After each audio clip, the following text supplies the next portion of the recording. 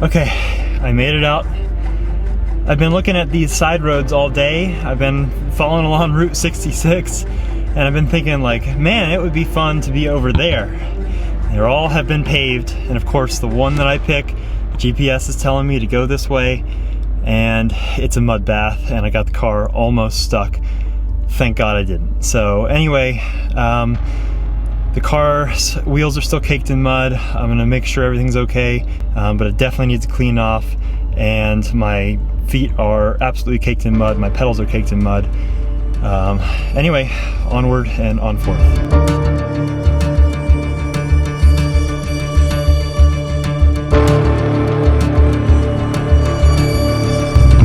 So I've cost myself a 31-minute drive to basically just go wash off my car. So I'm gonna take it easy. I know the wheels are gonna be off balance because there's a ton of mud on them. So anyway, we're off.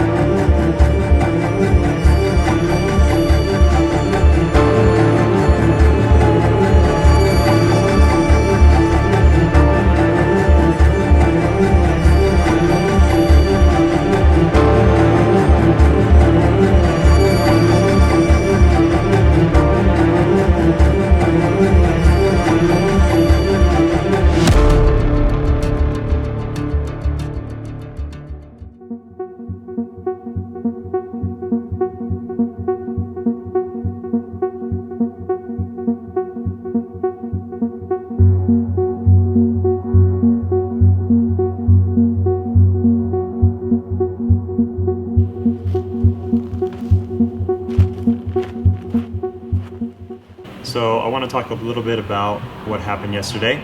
I was on a back road. I decided to go off of the highway for once. I was on the highway all day. I decided to go off the highway because I just wanted to get out and see some stuff.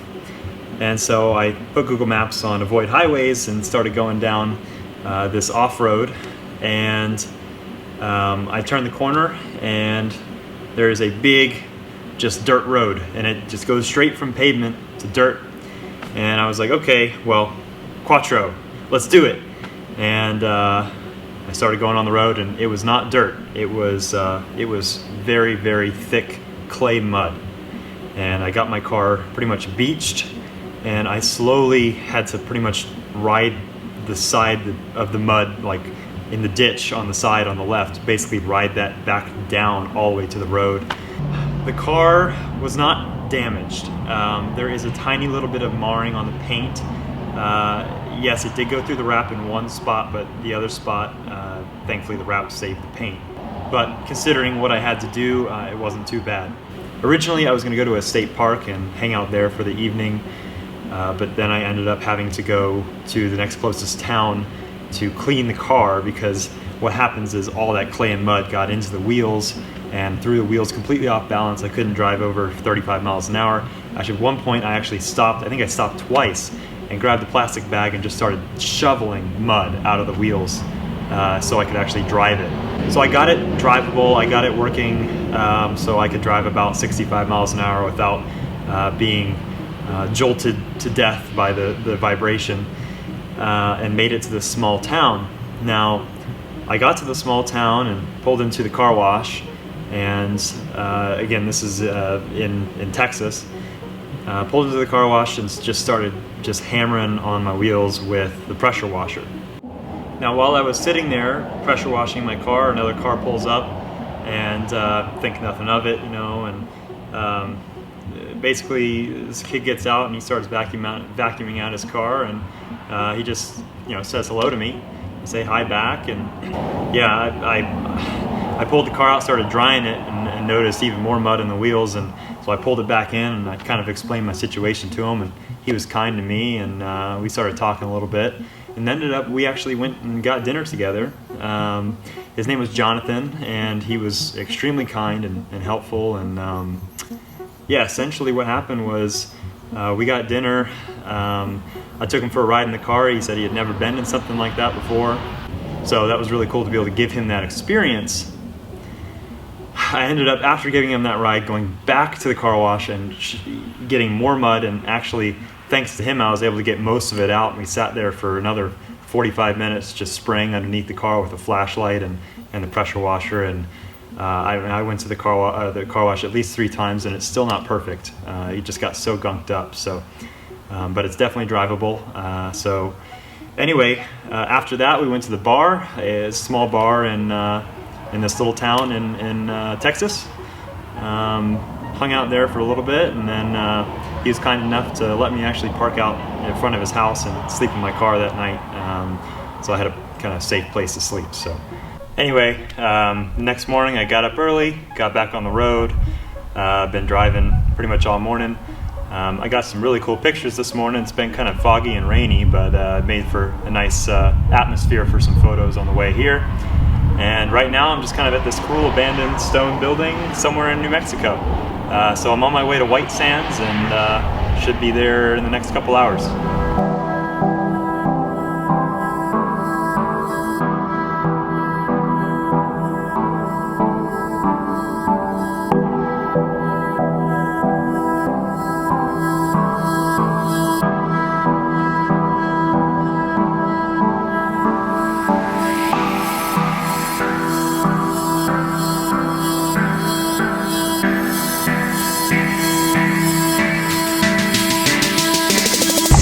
Hey guys, look! Mountains!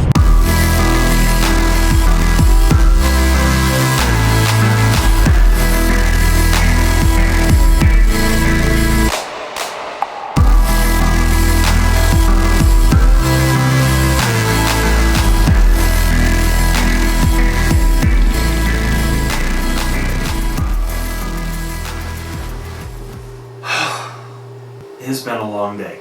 And I'm not just saying that. I've literally gone through 2 time zones, so my day has actually been extended by 2 hours. I got up at 5 o'clock this morning and started driving, and drove all the way through the rest of Texas and into New Mexico, and man, what a weird experience that is.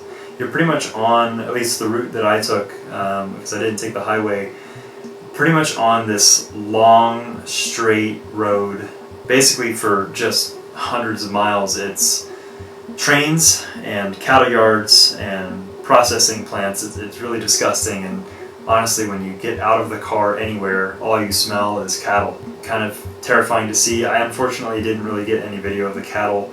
Did get some video of the trains. But anyway, once I got past that into New Mexico, that's when the scenery started to get interesting. At first it was kind of the same, obviously, it was just completely flat, but once you started to get more, obviously more towards central New Mexico, you start to get these plains, and I took this one road that was just completely empty, there was nobody around, and it was incredible.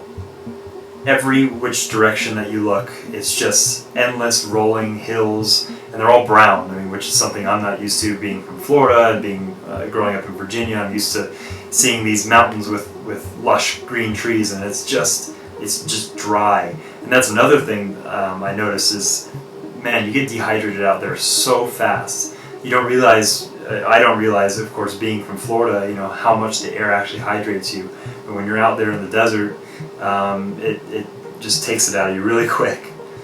So basically took this road and ended up in Roswell, New Mexico, which I didn't expect to end up there. I was actually very happy that I went there, and I got a picture of the car with the Roswell sign. I love that. I love mysterious UFO, alien, anything alien. I'm all about it. I think it's really cool. So it was really cool to go through there and see all of that in the town and see that as part of the culture. Finally, after continuing on this hilly road, I started to see some changes in the environment. We started to get more actual proper hills and small mountains with exposed rock faces, and it was absolutely gorgeous. And then the best part of the whole drive was I got to the top of this mountain range. You go through a tunnel, and you come out of the tunnel, and there's just these massive, cliffs on either side of you, and you have this incredible view in front of you. You can see White Sands off in the distance, and it was an incredibly rewarding drive. A long drive, but a rewarding drive, and I'm glad that I finally, got here. So once I actually got to Alamogordo, I hope I pronounced that right, which is basically the closest town to the White Sands National Park. Went there, had an excellent dinner, searched for hotels, and found this place, which is actually, it's called the Lodge at Cloudcroft, and it's kind of back up that mountain pass a little bit. It's really peaceful here, and it's nice to actually have a place to sleep, have some Wi-Fi, I can work, and relax for the evening. So just looking back on the past couple days, it's been kind of a wild ride. I didn't expect a lot of things to happen, but I'm glad they did. So had I not gotten stuck in the mud, I wouldn't have driven to try to find a car wash. I wouldn't have met Jonathan, who was an incredible help and a really cool person to meet, and made that friendship. So everything happens for a reason, and I'm kind of betting on that through this entire trip. So that pretty much sums it up for this video. This is pretty much just covering my journey from Oklahoma to New Mexico. So I will catch you on the next adventure. Hey, so I'm going to add this on to the end of the video, I guess as a bonus if you stuck around. It is now about 2 hours later than I filmed the previous clip. I decided to go outside and grab some stuff from my car, and I saw the sunset, which was gorgeous, and I started driving down this canyon road to try to actually get a great view of it, and I pulled off on this gravel road. Now, I'm not one who really believes in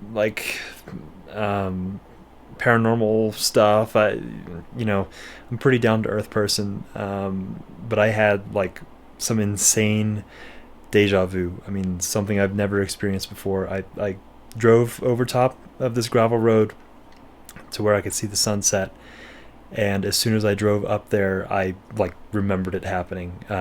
It was super weird, super surreal. Maybe it's the altitude. I'm at 8,000 feet right now, but if it's not, I don't know what it is. So anyway, the shots turned out incredible, and I'm so glad that I went to go get something out of my car this evening.